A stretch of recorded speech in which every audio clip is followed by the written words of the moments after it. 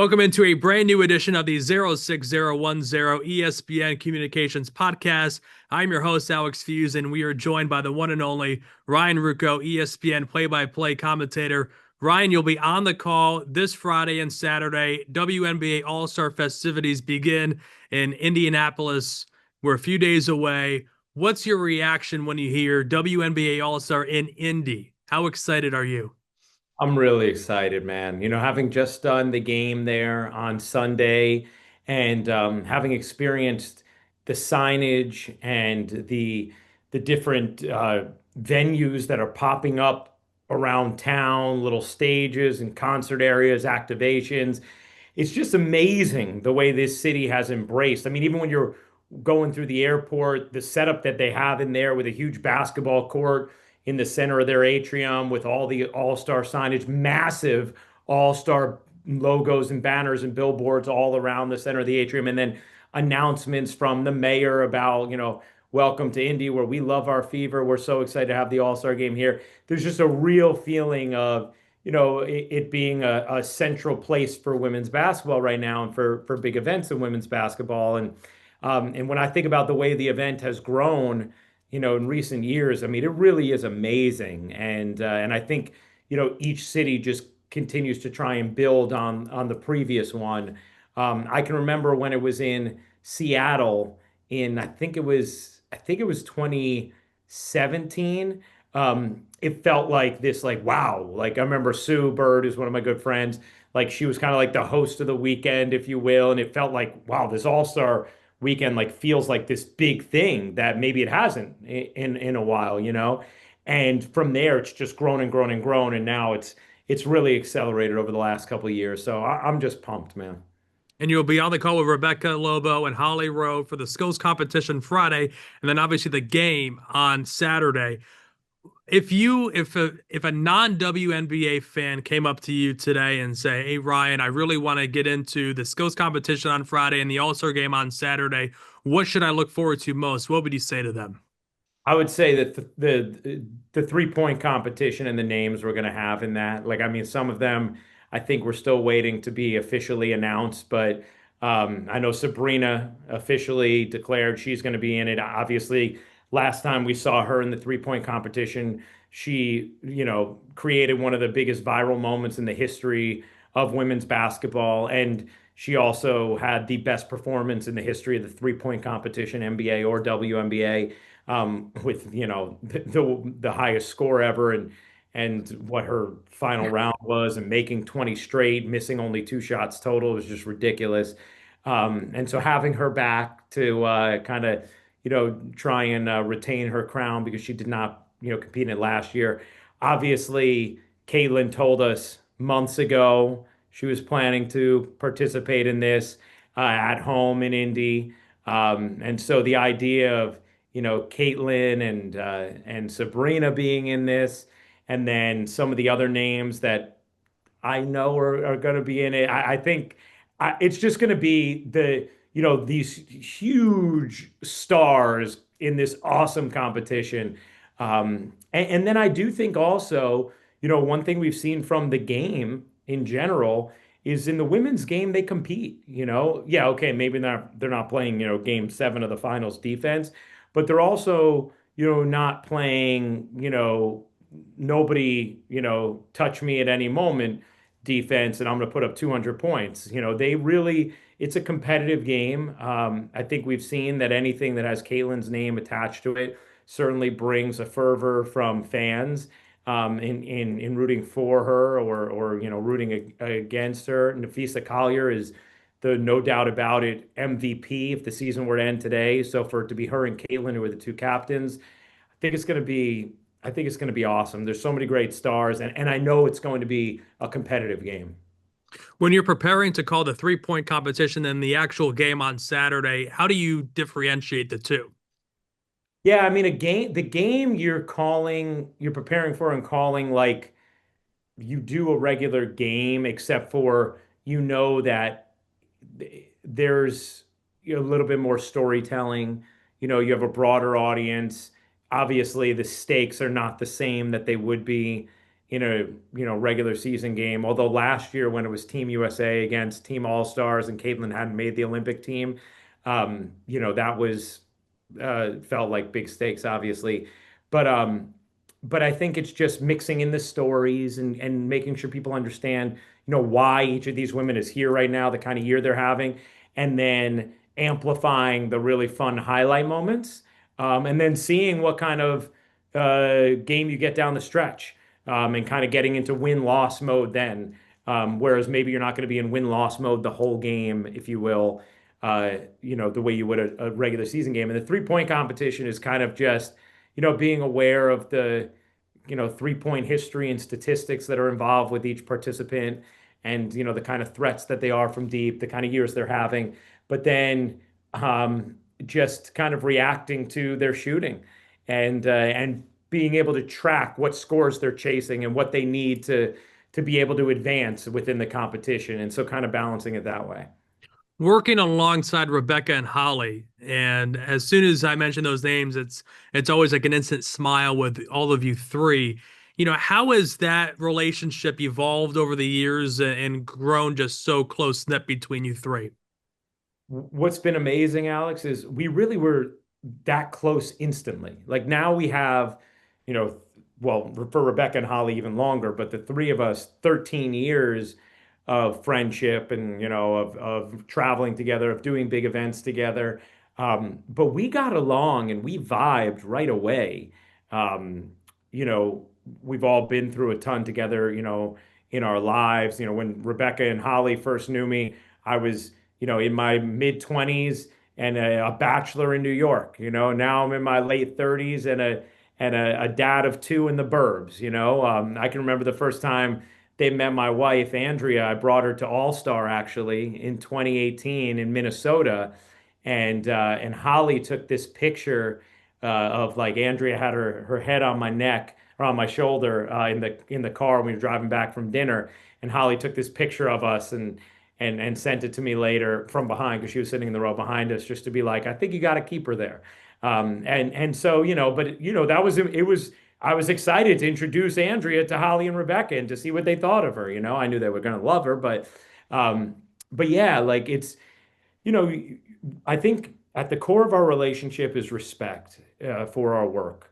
We all know how hard each of us works, the way we prepare, and how much we care. We care about getting it right. We care about amplifying the stories of these women. We care about amplifying the moments on the court and giving them the soundtrack that they deserve. You've probably heard me use this analogy before, but I always say TV play-by-play is like the score to a movie. You could see the pictures, but it's the soundtrack that makes the moments come to life, right? And so if Caitlin Clark hits a game-winning three at the buzzer, or Sabrina does, or Alicia Gray or whoever it is, and on Saturday night on ABC, and my call is, Gray for three, it's good. I haven't served that moment. That moment becomes less memorable. If you're in the audience, you're like, wait, did it not count? I saw it, but like that soundtrack doesn't go with it. Just like if you're watching a movie and, instead of hearing the Godfather waltz when you saw Vito Corleone, you heard a flowery harp, you'd be like, oh, I guess nothing, there's no imminent danger here, and so I think all of us really take great care in that role of helping the moments make sense, helping the moments come to life.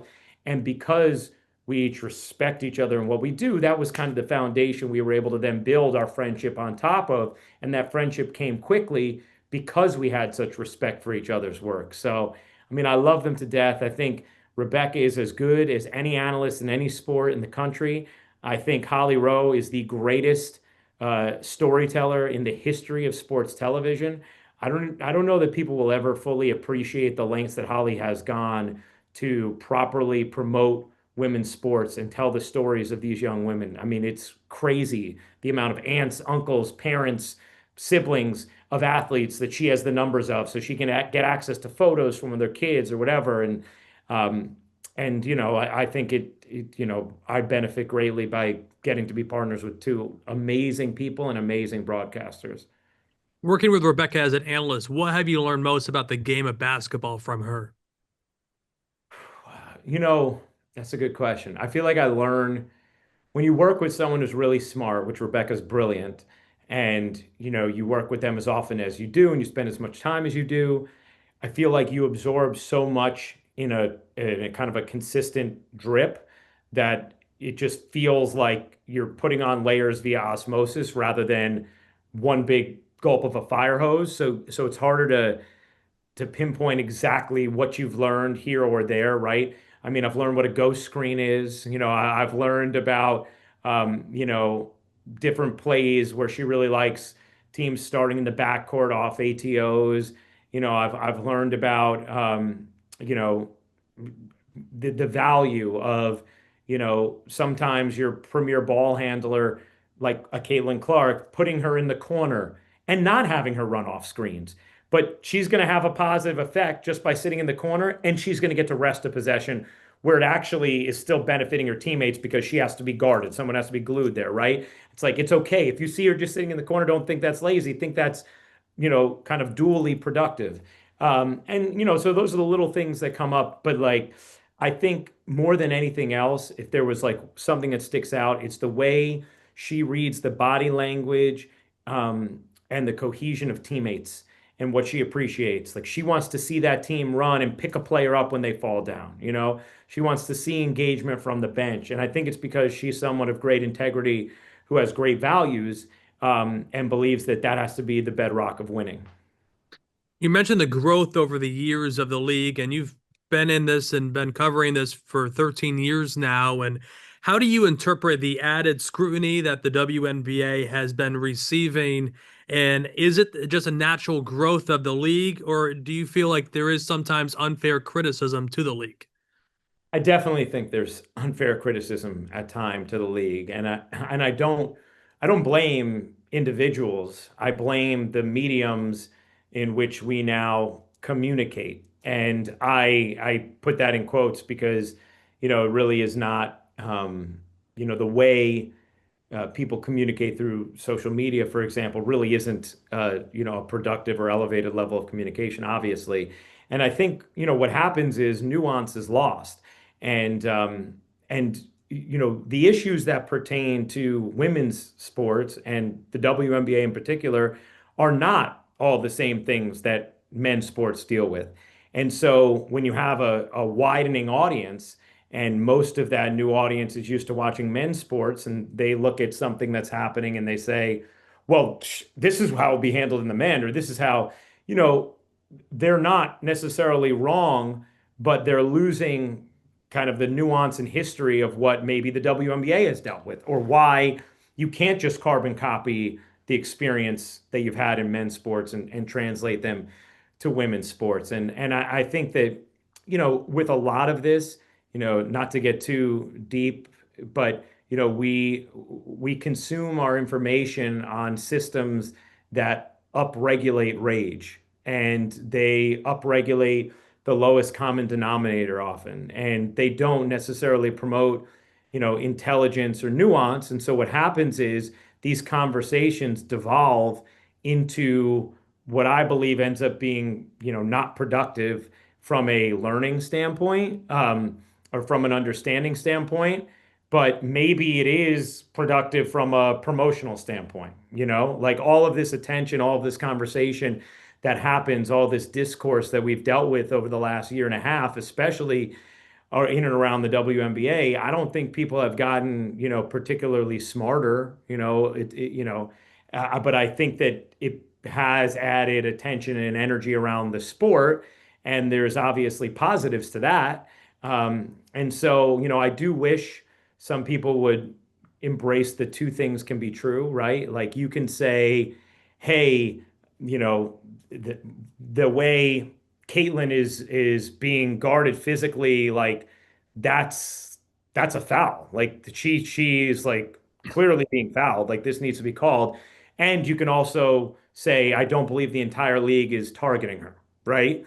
Like I believe both those things are true. I don't think the league is targeting Caitlin Clark. I also think the physical defense that she has been played with goes beyond what we have ever seen in this league for a skilled guard when you talk about being picked up from 94 feet. And you talk about things that aren't called, which other players deal with too, but Caitlin more so just because of the attention. but I just think the means of communication don't really leave a lot of room for the nuance. And so some of the conversation ends up just kind of ending up in a non-productive place, even if it helps to kind of build some of the emotion around the sport. I know that was a long answer with a lot of different philosophical things thrown in, but you understand what I'm saying, Alex? I think you nailed it. And one thing you mentioned that I kind of want to dive into before we get to the Fast Five round is how you gather information. And some people use social media, but one of the things I give a lot of credit to you to is you have a lot of sources and you gather information a lot. And how important is that for you as the play-by-play broadcaster that you are to have those kinds of background conversations with a lot of different people behind the scenes to where you can be as prepared as possible before you go into a game? I mean, I think it's so important, and it's built on trust. The people who you cover have to know that they can trust you. And I think the way you build that trust is by showing them, that you're never anything that's off the record, you're always going to keep to yourself. You're never going to bring to air, but you're also not going to bring to other people. I think it's, them understanding that you want to paint a positive light, paint everybody in a positive light, as long as that's accurate, right? Like I always think you're like, I'm going to give the players and the coaches and the league I cover the benefit of the doubt. I'm always going to do that. I think that's in everyone's best interest. But I can't call a terrible performance a good one, right? And I think that people who are people worth dealing with understand and respect that. If somebody wants you to be a shill, that's probably not someone you're going to need to use as, a source of information for you, or even someone who you're that worried about having the respect of, right? If somebody, wants you to be overly critical of something that you don't feel is in integrity, that also isn't a useful person. But in my experience, especially in the WNBA, it's so communal that I think there's a real respect and understanding in our job, for how we, build up the league and help build up the players. And so, for me, having those conversations is key to help grasp my understanding of what's going on in a team, what's going on with someone's minutes, where someone might be best placed, lineups, and I mean, I can remember having a conversation. I was looking at a player on the Spurs roster in like 2013 or 14, 15, something like that, doing a Spurs game. And I was looking at certain things and I was wondering about their playing time. And I said to Greg Popovich, I said, hey, can I ask you, like, there's huge vacillations in this guy's 3-point percentage and in playing time. Um, can you tell me why? And he said, yeah, I can tell you exactly why, but it has to be off the record. And, his answer to me kept me from wondering on air about why that player wasn't playing more, right? I had that exact thing happen recently in a WNBA game I was covering where I was wondering about someone's minutes. I was told something, off the record that made it very clear why not, but helps me to then not be questioning it, fervently on air, right? And so it's those relationships and that information that helps give us an accurate picture of what to present, and how to document the games that we're covering. Ryan, this is my favorite part of any interview I do. It's the Fuse Fast Five. It's 5 quick questions. Okay, are you ready? Ready. All right. So the first one, obviously, you're very versatile when it comes to broadcasting. Obviously, you started in sports talk radio. You've done NBA, college basketball, MLB for the Yes Network, and at ESPN. You've done a lot. How do you vary the different sports throughout the sports calendar year? I mean, I think that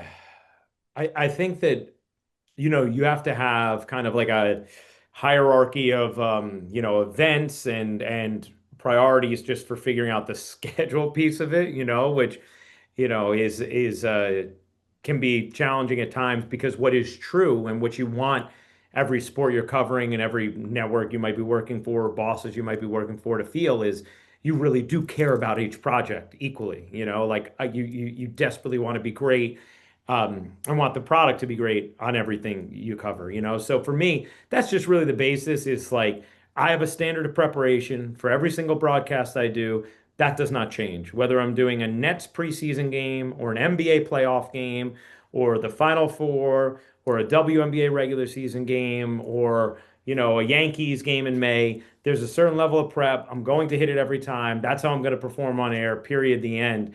And then I also think what helps is just being a fan of the different things that I cover. So even if I'm, let's say right now, I happen to have a gap where I'm not doing Yankees, I'm going to do more of that in August, but I'm watching the Yankees. I'm a Yankee fan. So I'm keeping up to date on what's happening with the team, right? Even when I was, on unofficial paternity leave after my son Remy was born a month ago. I'm still following what's happening in the WNBA because I love the league. And what else am I going to do at 3 in the morning when I'm up washing bottles other than check the WNBA app? You know what I mean? So I think that just helps you to stay up to date on everything. I literally, the podcast that I listen to every single episode is the Hoop Collective with Brian Windhorst and Tim McMahon and Tim Bontemps. I listen to every single episode of that podcast because I'm an NBA junkie. So it's like I'm gonna stay up to date on everything NBA, even in the off season or even if I didn't have a game for a week or whatever it might be, because I love the sport. So it's just kind of that keeps you in it. You were on the call for a Yankee game a few weeks ago when you used your "you bet" call for the first time. Leading into it, did you know that, okay, I want to use the "you bet," or how did that moment happen? Yeah, like I don't, there's such a fine line between pre-planning stuff and like then also being prepared because you never want to sound rehearsed. And one thing with baseball is I don't have a signature home run call. I just kind of react, within the moment and different things come out at different times. But I had toyed with, especially as I've gotten more love for you bet. I had toyed with the idea of like, I've never used it in baseball, but I feel like on a homer where I'm questioning like, is it out or not? I might be able to use it at some point.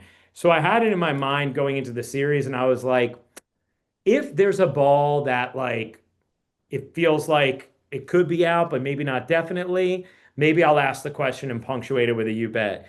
And then it happened. And so I was like, all right, I'm going for it. And then I definitely will not use it a lot in baseball. I'll keep it in the holster, but I wanted to at least use it once. And I just got to shout out one of our colleagues, Tim Corrigan, my outstanding boss on NBA and WNBA. He was the person early in my NBA on ESPN career who told me, you bet. He was like, it's good. It's a really good call.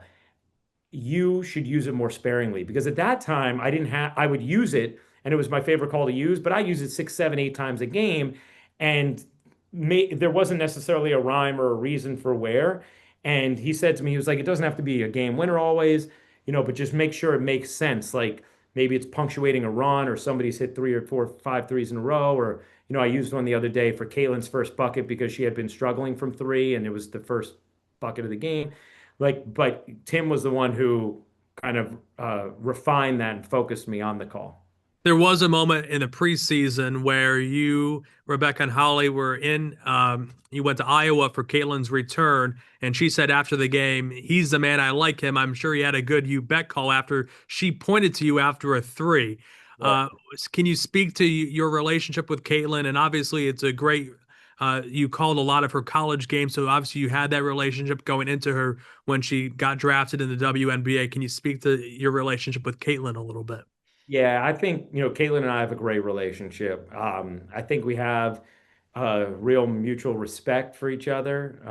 I think Caitlin, you know, I think she values the way I cover the women's game. I think she values the way I punctuate big moments, and I think also we've just built up a trust because of the years covering her. It wasn't just getting to call her throughout her entire collegiate career, but also really big moments, really deep runs, really big games, and so I think just naturally covering her, from, a teenager, right? Like, 18, 19 years old up through the start of her professional career. And her class was the first class that I started covering college with, her freshman year. So I got to see her entire college career and then come with her into the pros. And so I just think, she's a hoops junkie like I am. There's a lot of times, there's a different college game or even NBA game that I'm calling, that she'll reach out to me about something because she's watching. And I think just, we have a great relationship that's built on respect for what each other does. I mean, I obviously am also super grateful for the phenom that she is, because she's given me and our crew these amazing moments to document, and also introduced our work to a much broader audience. So I'll forever be grateful to Caitlin. But I just think, she is so generous with our crew, and she's so helpful, and we really appreciate that, because there's a lot of demands on Caitlin Clark, and she still always makes time for us, and it helps us to paint an accurate picture of her and her games, and so yeah, so we have a really, really great relationship, which I'm really grateful for. You mentioned a lot of great moments that you've been on the call for. Do you have a favorite moment as a broadcaster at ESPN? Hmm. It's hard because, like, there's ones where you're like, oh, that's it, and then there's other ones that that top it. I think th- there are. I think the Liberty Lynx finals last year is definitely up there. Every single game was unbelievable. I mean, every game was incredible. It was down to the wire. It was the only game that wasn't like a one possession game was game two. And in that game, the Liberty were down and had a crazy comeback with 5 minutes to go. So it was just amazing. The Lynx Sparks finals in 16 and 17 were outrageously great. If they happened today, those ratings would be absurd. Caitlin's runs in the Final Four and the two matchups with South Carolina, them shocking them and beating them when they were undefeated in the semis her junior year, and then South Carolina getting their revenge to complete the undefeated season um, in Caitlin's senior year. Those two matchups definitely at the top. And then NBA wise, I there's a game Doris and I called with Cassidy Hubbarth, Grizzlies Spurs in the playoffs, where Kawhi Leonard set what was a career high at the time. It was a double overtime game. That Game four that Memphis tied up the series. That the atmosphere was amazing. We just had such a great call. It was just so fun. Playoff game. That's one of my all-time favorites. So I'd say those are, those are some of my, when it comes to the games I've covered. And I'm sure once we stop recording, I'll think of like, oh, how did I not mention this game or that game? But those are, oh, JJ Richard and I called the double OT Knicks win against Boston a couple years ago, with Cassidy as well. Oh no, that was with Katie George in Boston. That was just like an amazing game, amazing game. And then we went out afterwards, celebrated properly. That was an all-time game and night as well. And then Ryan, the last question I have for you and your wife recently welcomed Remy James Ruocco to the world. I have to ask, how did you come up with the name Remy James? Yeah, so the first vacation my wife and I went on together was 2018 in Italy. By the way, I understand I'm turning your fast five into a slow five, but You're totally fine. it was in Italy, and we like knew we had only been dating for a couple months, but we knew we were gonna end up together, and so we were talking about like baby names, and the first names that we ever wrote down, put in an I note, were Remy and Evie, which my daughter's name is Everly, but we call her Evie, and we just liked the alliteration with Remy Ruocco. Um, so that was kind of a draw. We just thought it was like a different, slightly different name, but sounded cool. And we were like, that's going to be our name for a boy if we ever have a boy, unless something like knocks it off its perch, and nothing did. And then James was my grandfather's name. So we just liked the way Remy James sounded together, because my grandpa, Papa, his first name was James, was a huge, important person in my life and my cousin's lives and my sister's life. So that's where the name came from. That's awesome. Well, Ryan, thanks so much for your time today. This was so much fun. And obviously, I'll see you in Indy this weekend, but exciting few days ahead for WNBA fans. I can't wait, Alex. Thank you for having me, man.